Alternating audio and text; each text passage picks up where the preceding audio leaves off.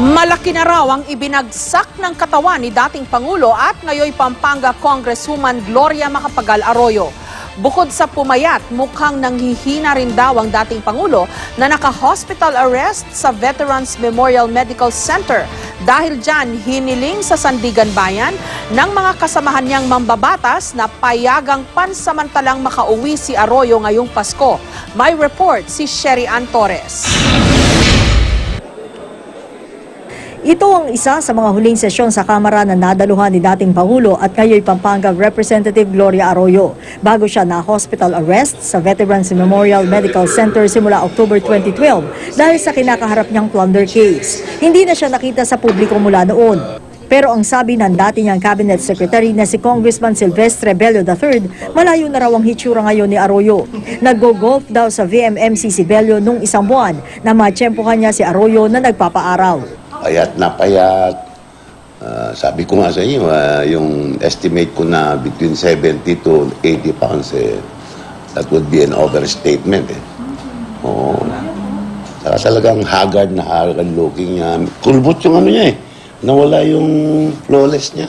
Napakahin ng boses niya Sa November 14, 2013 medical certificate na pirmado ng isang Dr. Antonio B. Siso ng VMMC Department of Orthopedics, nakalagay ang diagnosis na cervical spondylotic radiculopathy o spine problem. Bukod pa ito sa lumbar spine disease at post-cervical spine decompression with instrumentation.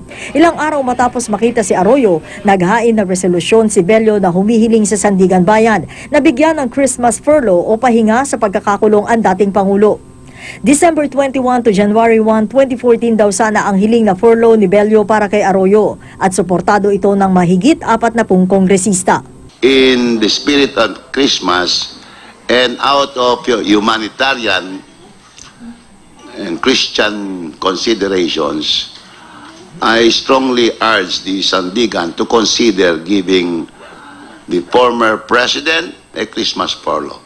This could give her opportunity to get the psychological and favorable effect of a family bonding. I think even if somebody is accused of some wrongdoing, there is no finality to this. As a Christian nation, as a Christian people, I think we should give consideration to this request. Pero hindi sang-ayon dito si Bayan Muna Congressman Nery Colmenares. Hindi raw porke dating Pangulo o kongresista, bibigyan na ng special treatment. Pangit tingnan na porket congresswoman, so kung sinong congressman pala ang makonvict dito sa pork barrel scam, every Christmas pwede pala siya mag-furlough. Pero pag ordinary snatcher ka, na nakanakaw ka ng isang cellphone, wala kang furlough. Ang mga kaso ni Arroyo ay kasalukuyan pandinidinig sa Sandigan Bayan at sa Pasay RTC. Sinubukan ng GMA News na makuha ang panig ng kampo ni Arroyo, ngunit hindi sumasagot sa mga tawag at text ang mga ito. Ang Malacanang ipinauubayan na lang daw sa korte ang issue.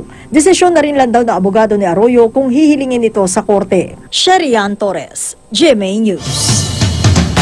Ikinatuwa ng kampo ni Ginang Arroyo ang paghiling ng Christmas furlough para sa kanya na makasama niya sa mababang kapulungan. Umaasa raw silang mangingibabaw ang malasakit at hindi ang politika. Tiniyak naman ni Attorney Topacio na haharapin pa rin ni Arroyo ang mga asunto laban sa kanya kahit pa maaprubahan ang furlough.